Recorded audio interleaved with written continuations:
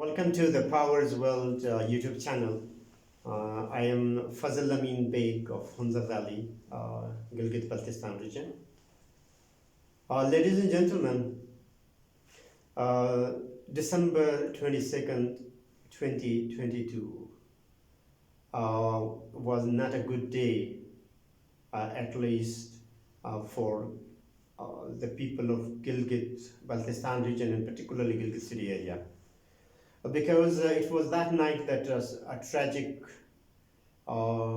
incidents happened when apparently some dacoits, they entered in a house here in Noor Colony in Gilgit Center, and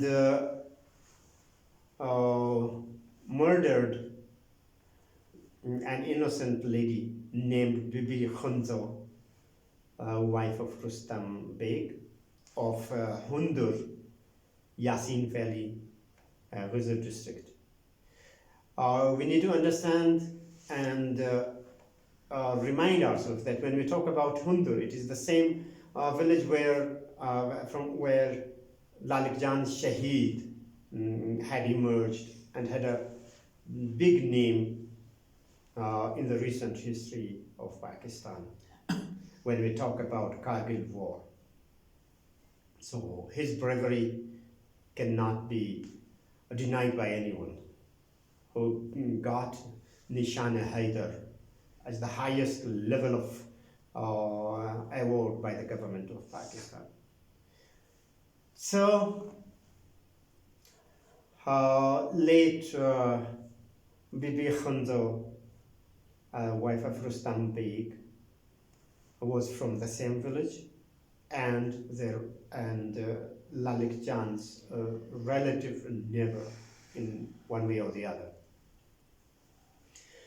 Today we were there. We went to extend our heartfelt condolence to the bereaved family. So with me is Mr. Manzoor Ahmad, who is basically from Hunza, but also at the same time lives in the same area where this incident happened. I'm thankful to him for his facilitation, who led me towards that house, and we had a sitting with the family members, and particularly with Mr. Sikandar Baig, who is the older son of the late Bibi Khunza. So we'll try to talk a bit about the incidents, how it happened, and why it came to this level that took the life of an innocent person. So welcome to this show. Thank you, Rahman. Thanks for inviting in your program. So most welcome. So we'll see those aspects or those points which I have forgotten. So I would request you to kindly remind me, and then contribute your part also in this. Okay? Sure. Yeah. So what has happened at that night? It was in the morning, 3 o'clock in the morning at night on 22nd of December 2022, 17-18 days earlier, that apparently a dacoit has entered in the house with a gun. So they have, the house has 2 stories, and Sikandar Baig was with his child in a room there, but his younger brother, who is doing his MPhil from Nast in Islamabad, National University of Science and Technology. So he was busy with his studies and perhaps with his dissertation of MPhil. So he was studying at that time. So he heard the voice of someone. Yeah. Yeah. So Continue. yeah. So then he has become cautious. Well, who could be? At that time. So then has perceived that could be someone, a thief or dacoit or some alien person. So he has gone down and then checked whether there is someone. So the person who was the killer was perhaps somewhere in the corridor somewhere. So he has immediately gone to see the young child or infant of 1.5 year old. So he has seen there. He was there, and also his older brother. And then he has told him, well, such kind of things. There seems, someone has entered in the house. So Skandar Beg has also gone out in order to see if it is true and someone is there outside. So when they have gone out and saw that, well, there was someone in the corridor, a person who had hidden or veiled his face, and he was with a gun. So immediately, the younger one, Salim Beg, he has run away towards inside the house, and then the older one, Sikandar Beg, also has moved towards the house, and then called, cried and said, well, a thief has entered in the house. So in the meanwhile, late Bibi Khunza, mother of Sikandar Beg and Salim Beg, has got up, and then by then, their father also. So when she has come towards the door, so by then, Salim Beg has tried to close the door, but there was a little gap, and in that gap, he has the guy who was the assassinator. So he has, Put his foot. put his feet in the middle, so that the door shouldn't be closed. So in the meanwhile, also has taken inside the gun. Yeah, is it so? That Yeah. what I'm had not happened? clear about that Yeah. yet, but he did something like that. So He fired through the gap, I think. Which gap happened because of his feet. yeah, it was in the middle. That's why the door couldn't get closed. Yeah. So then by then their mother has arrived there, and she thought that she is a woman. The assassinator may not do something wrong with her to kill or beat her. So that's why she was in the forefront. So when she has come there, so by then the assassinator has opened fire, and the bullets has hit her chest. So 2 bullets have come out of the gun, and then by then, she was wounded, and then the murderer or the assassinator has run away from there. So in the meanwhile, they have also tried to call 115, a police emergency, and so they have sent two guys. So they were on their motorbikes. So they were not more. Even the address and all these things they had given, that the police station is not far away from that place where Noor Colony is. So it could be reached within 5 to 10 minutes, 5 minutes even. Or let's suppose all these preparation with the preparation maybe 10 minutes or so. Is it so? Yeah. The Jutial police station. Yeah, 10 From- to 15 minutes Yeah. drive. So, but anyway, so they were busy to take the wounded lady towards the hospital, and by then these guys. Well, an important point I would like to mention here, that he has said, the assassinator has said, well, they are four. Maybe psychologically he was saying so, or it is true. But on the other hand, it is assumed that, well, they were four, because some evidences have also been found. So what has happened then by then? They've gone. The police officials, they have come late. They've come so late, and then by then, the assassinators or the criminals, they had fled the place already. So the lady finally expired.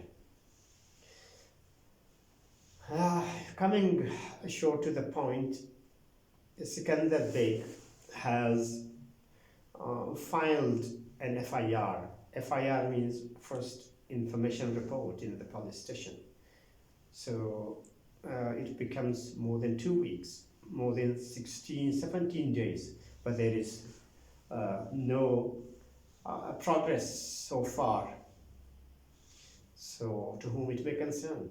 Is this the system, the justice system of Pakistan? And particularly when we talk about Gilgit-Baltistan, just imagine what kind of things we could assume for such kind of negligence.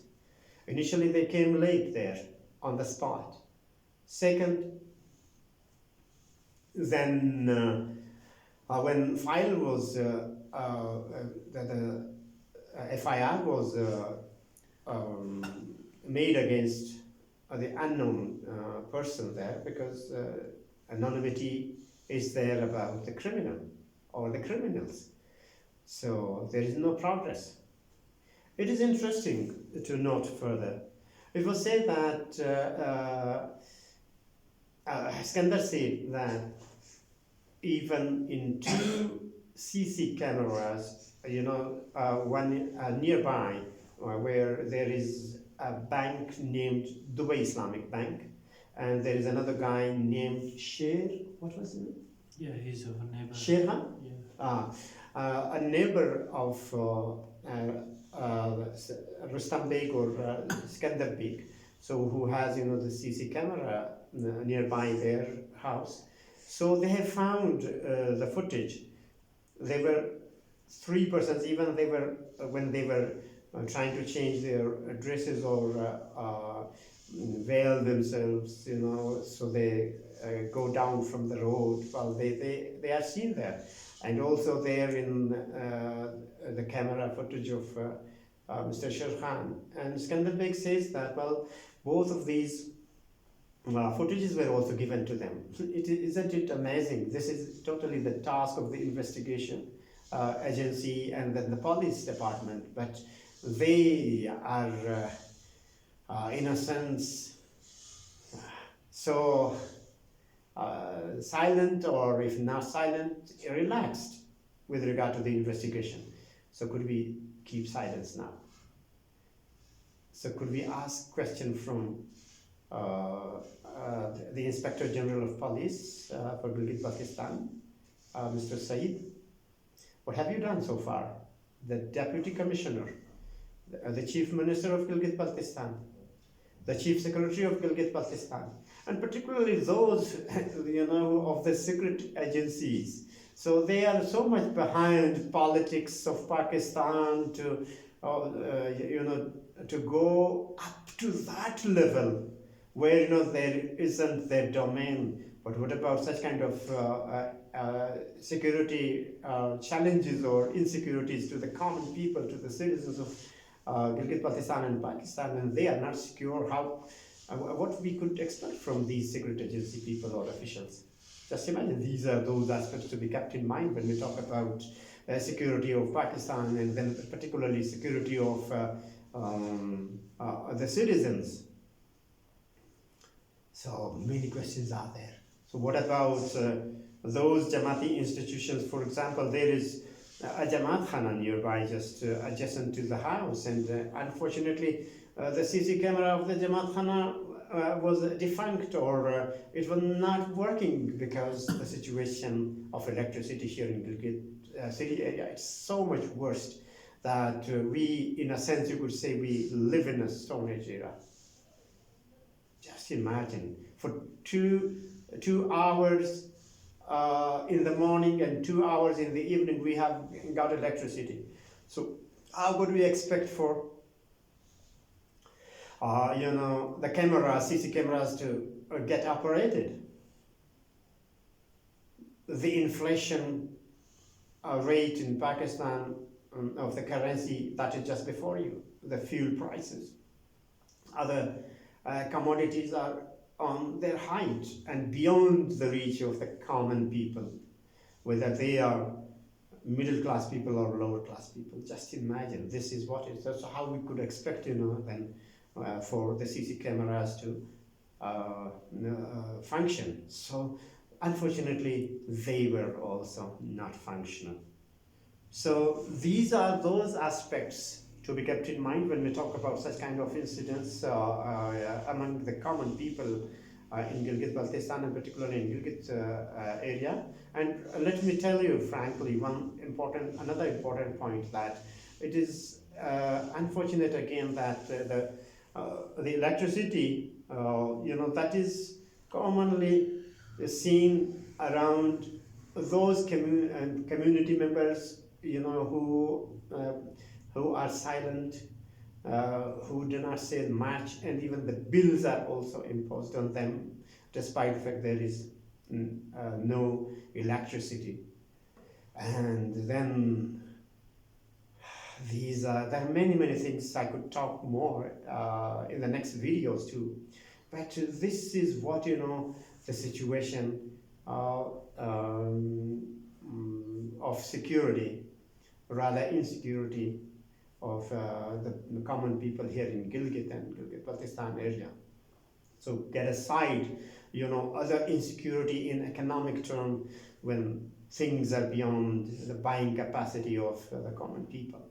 So this is what it is there. So I would like to request Manzoor Ahmad, if any point you deem is very necessary. I have missed during my discussion when we had the discussion with Mr. Sikandar Baig and family. Please, you're welcome to. Yeah, you have almost complete all the points. We haven't had any incident like this before. We are living in Noor Colony for the last 15 or so, 15 years, but we haven't had any such kind of incident, especially murder. But I hope all the security and agency department will take a strict action against these kind of, what we can say, criminal acts.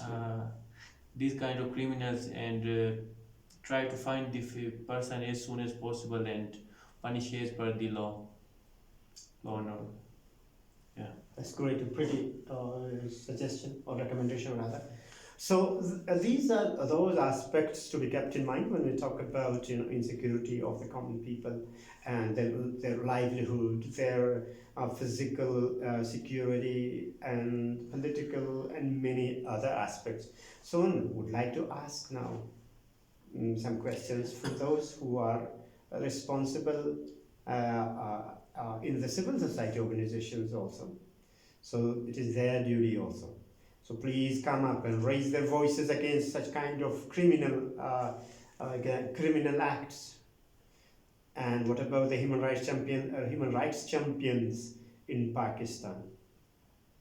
Could we expect from them to raise their voices and then to come up with the demand to arrest immediately and investigate and then give the criminal, that punishment, it should be, publicly, shown, and especially publicly hanged. That such kind of criminals, whoever they are. So immediate investigation is required here. And then the media persons, and particularly the mainstream media, that is silent about it. Thanks to the social media, there are some contributors who have productively and effectively contributed about some aspects of this incidence. And it wasn't a new thing, even in this area, we have seen there were some other unseen cases which are not brought to the limelight, even in this period of globalization and the period of social media. So I am hopeful that those who are affiliated with the law, whether they are lawyers, advocates, or judges, so to come up with their practical actions on the ground. I would request Chief Justice of Pakistan that Ata Muhammad Bandial Sahab, so please take a somewhat action against such kind of incidents. Though in legal terms, we the people of Gilgit-Baltistan or Gilgit-Baltistan region is not within the legal regime or within the constitution of Pakistan, but at least when we talk about human rights, there is the space and niche to come up, and then to direct the Chief Justice of the Supreme Appellate Court. Even we can request him also to take the suo motu action against the criminal. So expedite the process and then come up with immediate solution. Otherwise, what I could see or foresee in the near future, rather in couples of weeks, there may come up a series of violence. So the community members, and particularly the youth of Gilgit-Baltistan, won't keep silence. They are keeping a close eye on the progress of such kind of incidences. There are many in Gilgit-Baltistan region and across Pakistan that their cases are not brought to the limelight, and there many such innocent people have been killed in one way or the other, whether they are women, they are children, or they are men. So I hope the human rights activists and then the champions, they would come forward. Thanks to Asrar Ahmed, who is coordinating the human rights chapter of Gilgit-Baltistan, that, well, in one way or the other he raises his voice, but I'm sure that he will be robust with regard to such kind of incidents, whether it is happening in Gilgit-Baltistan or in other regions or provinces of Gilgit-Baltistan, of Pakistan.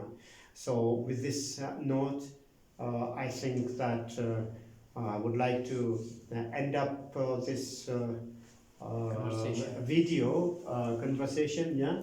So if anything you want to add, you're most welcome. Thank you. Finally. Thank you. Yeah. I waited. Okay. Thank you so much. So once again, thanks to you all for watching the Powers World channel. So I hope that you will benefit out of this channel, and if so, this is a new channel I have started. So if you like the video, you may subscribe the channel and also share it to as many as you can within your friend circles or otherwise, so that the tragedies or the injustices happening anywhere in Gilgit-Baltistan and in Pakistan, or even in the world, wherever where we see something is not going in accordance with the normal way, so we'll be there to raise our voices. Thanks once again for watching, and hope to see you in the next video, and bye.